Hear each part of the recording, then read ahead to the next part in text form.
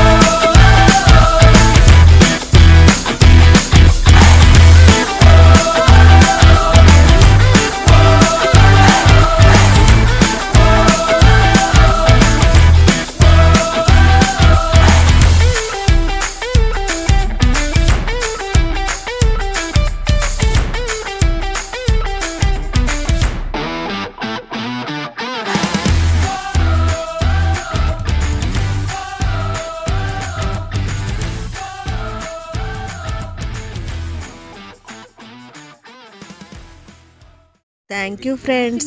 మళ్ళీ నెక్స్ట్ వీడియోలో కలుసుకుందాం. ప్లీజ్ సబ్స్క్రైబ్, లైక్ చేయండి, షేర్ చేయండి. బాయ్.